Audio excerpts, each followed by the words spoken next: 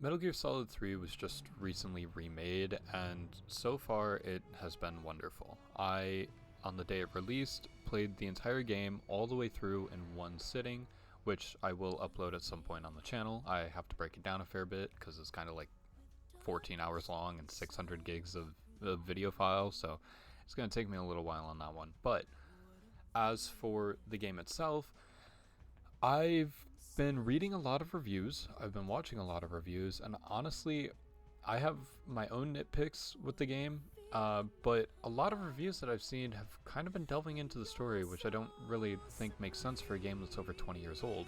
So, my review today is going to be a complete non-narrative review. It is going to be entirely based on gameplay, cutscenes, performance, all of that. As well as, at the end, I am going to gush about a handful of things. But for right now, I want to touch on a lot of things that I noticed throughout my Metal Gear Solid 3 playthrough.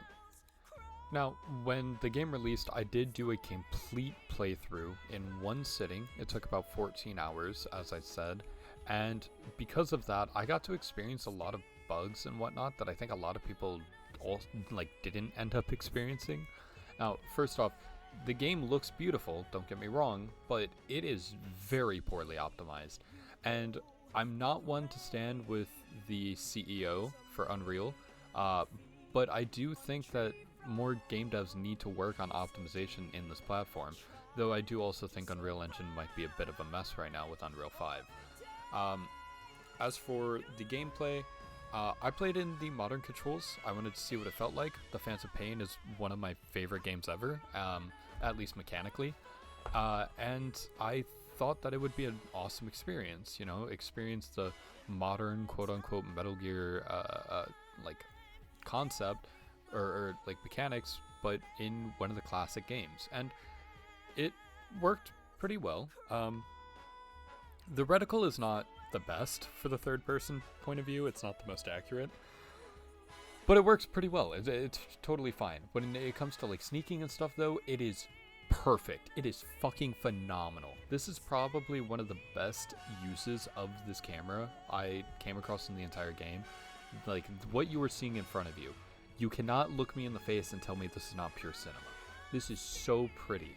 Everything flows so well with the third person point of view outside of boss arenas, but I genuinely think that's because boss fights, they were never designed for this kind of perspective, so the arenas also weren't designed with this perspective in mind. Now, with that being said, there are still some issues mechanically within the game. Just a couple of examples that I can come across off the top of my head. I may not have footage for all of them, but, overall, there were some hitboxes that just didn't work. I had one instance where my gun just wouldn't shoot, which was kind of frustrating.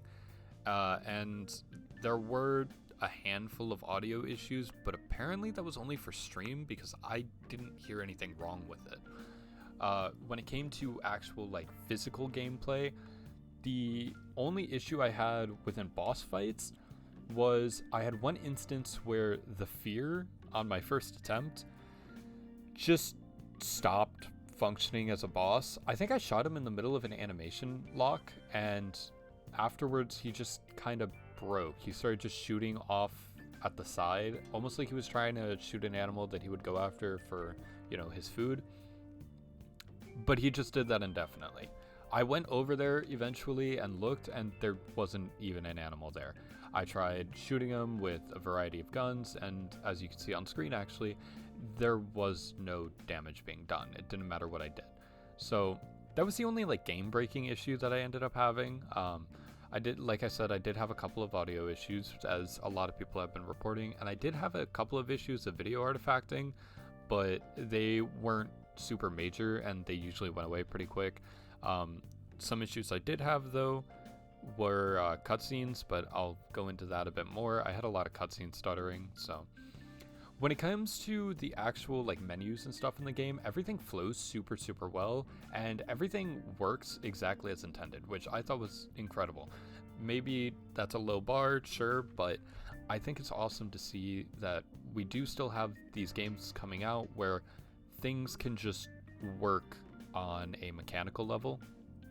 Obviously, I'm not talking about the audio bugs and whatnot, but when it comes to like the in-game utilities, I feel like so often now there are weapons or armor sets or stuff in a variety of different games that just fundamentally doesn't function, which I can say in this game is just, that doesn't happen. Everything works perfectly well.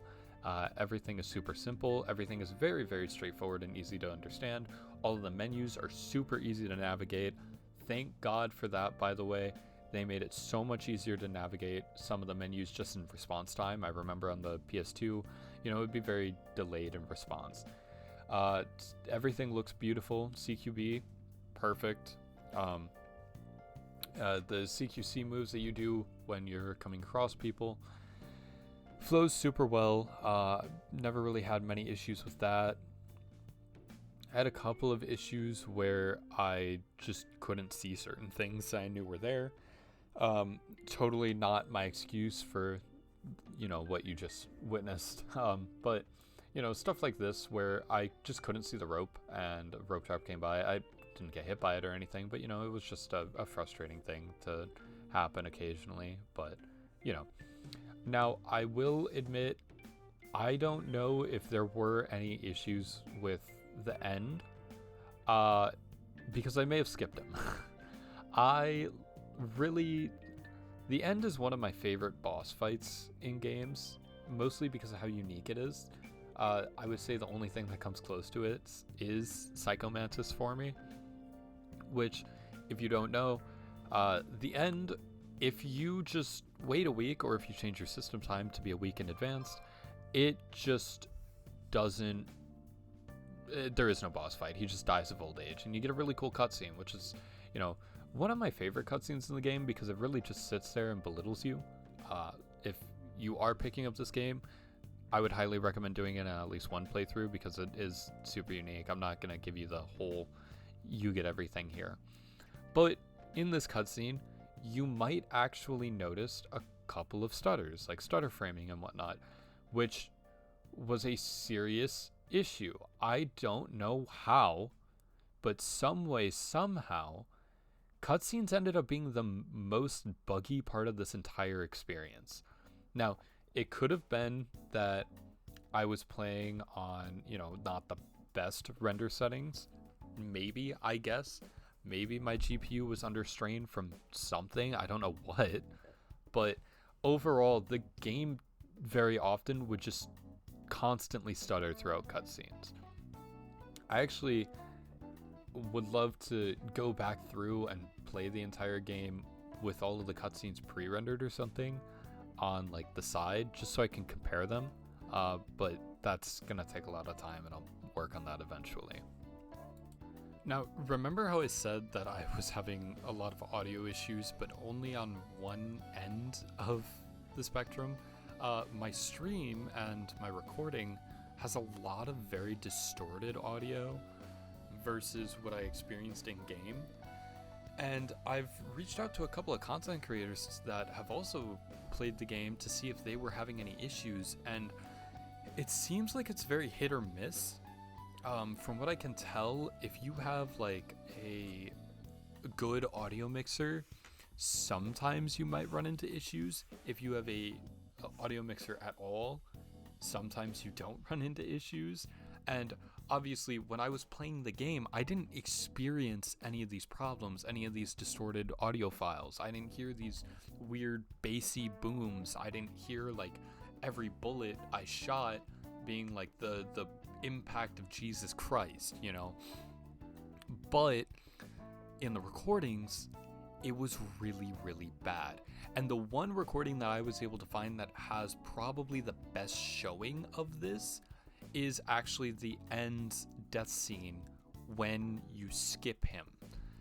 If you don't know, by the way, the end does have a completely separate cutscene. That if you skip him, that's part of why I say you should probably play through it a couple of times. This game's a ton of fun. Everything's super pretty, but this audio issue just doesn't make sense to me because it's such like a confusing issue to have. It doesn't seem like it's that common per se, but I'm gonna give you a couple of minutes where you can just like experience some of the audio for yourself. Um, but yeah, there's so many issues with like bass lines or like random mid peaks or occasionally some high peaks that just don't fundamentally make sense, and I can't figure out any fucking solution for it anywhere, no matter where I look or who I talk to. But for right now, check this out. This is what I'm talking about.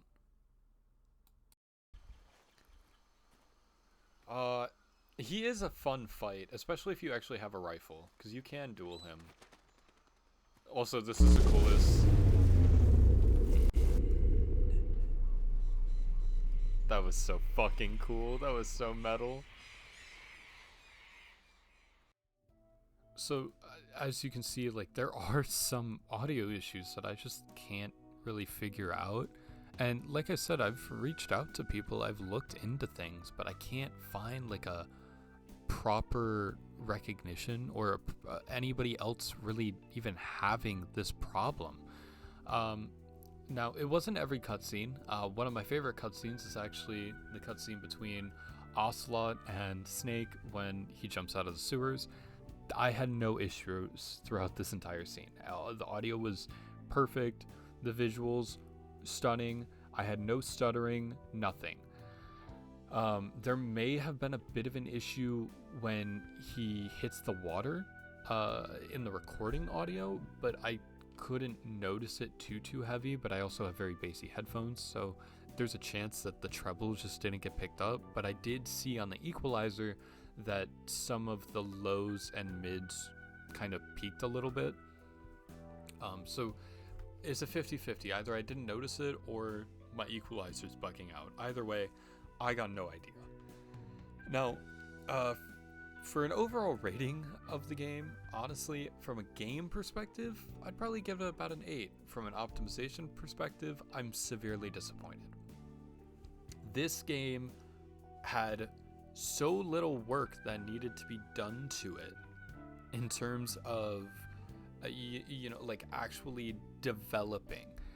Now, I'm not saying that it was easy to develop by any means, but Unreal Engine 5 does have tools that allow you to import, file logics into it to kind of recreate things from other systems or like other software. And that is something that I haven't seen anyone talk about. These levels are so pretty, but the development team didn't have to do too much work. Obviously, they had to create all of these high-res files. They had to create all of these different elements and whatnot. Obviously, don't get me wrong. I'm not saying that it's easy to be in this field or to make a game like this, especially it's one-to-one. They definitely did their homework. But the hardest part about making games a lot of the time is coming up with the narrative, and that was entirely done for them. The other hard part is usually the audio.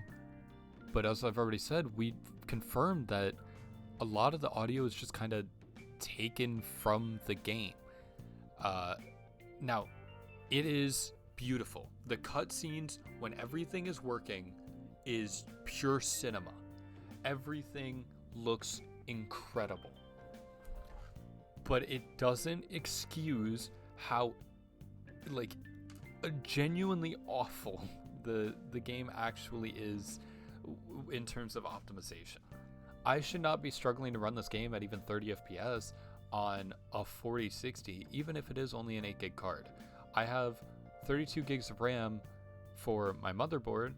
I have a good CPU on par with my 4060, but even then the game half the time just didn't function. So at least in the cutscene department. Obviously gameplay, I didn't really have much of any stuttering. Now, as an overall rating, I feel like it's really hard to rate a game that's so old because obviously I can't include the narrative, which would impact a lot. I would probably say as a narrative, this is like a solid 8, 9 out of 10. From a gameplay perspective, I would also say it's like an 8 or 9 out of 10. But when it comes to a lot of the issues I had with optimization, that's a bit different. I would say that's probably closer to maybe like a 6 out of 10, and it could actually be that this is a problem with Unreal Engine and not development cycles, but it still doesn't make sense. Anyways, I'm going to just kind of let the rest of this play out. If you haven't seen Snake Eater before, I would really highly recommend playing it, whether you purchase it or not. I will say that I personally am not a huge fan of re-releasing games like this without giving any true credit or revenue to the original creator. As I'm sure everyone knows, Hideo Kojima had zero interaction with this game, so he's openly stated that he probably wouldn't ever play it, which is totally understandable. I couldn't imagine seeing your baby be just resold in front of your face. You know, it's kind of, it's messed up. But if you haven't ever played Snake Eater, this is definitely a very, very good way to experience it for the first time. Like I said, the cutscenes and everything are all one-to-one. The gameplay, for the most part, is pretty one-to-one. Like, you're not missing out on anything. I think like a handful of dialogue lines were changed just to fit with modern times, but that's about it. So anyways, I'm gonna leave you with probably one of my favorite closing scenes in a game. As much as I love the big boss scene right here, I'm gonna leave you with, you know, the fun part. And in this next bit, you'll notice some of the audio and video issues that I was talking about. If anybody has a solution to this, please let me know, because I don't want to do a supercut or anything where all of my audio is distorted, because that fucking sucks. It's so stupid. But anyways, I hope you enjoy and have a great rest of your day.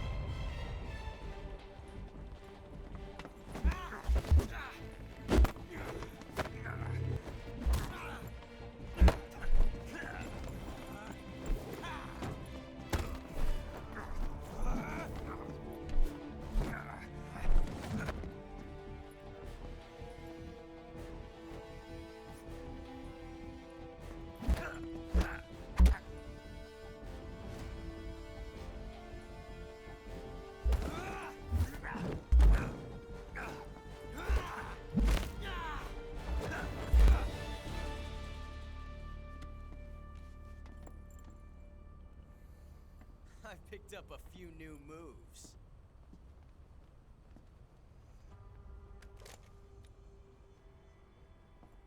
Huh.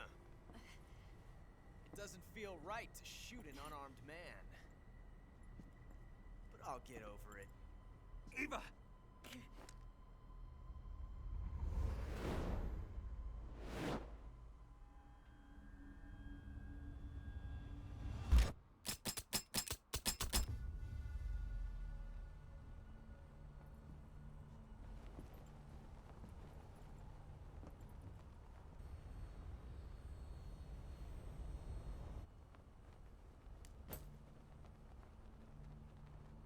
What do you say to one last showdown? Yeah, all right.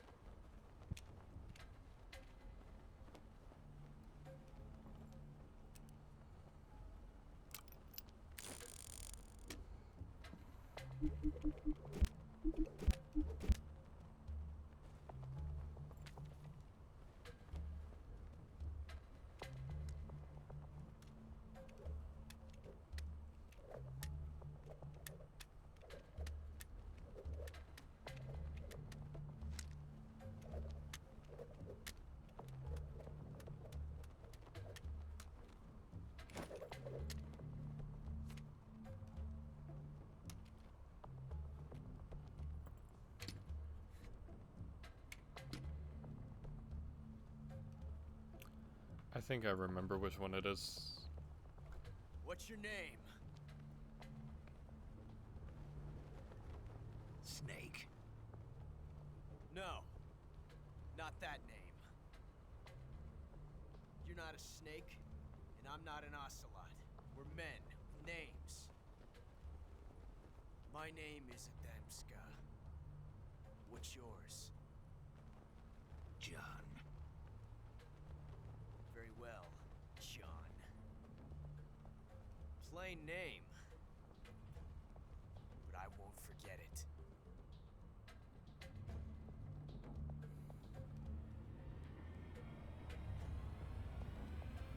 Come on!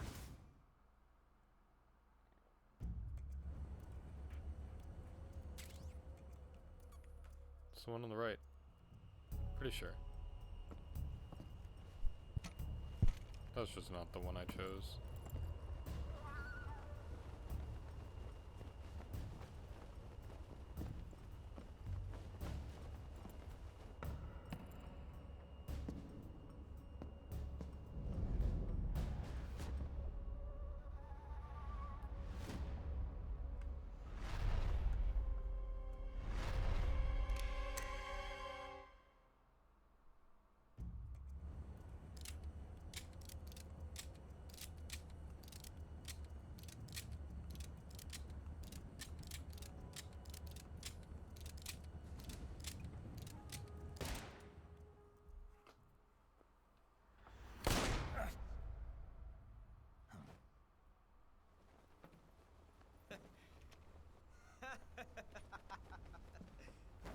It's a blank. Oh, that was fun.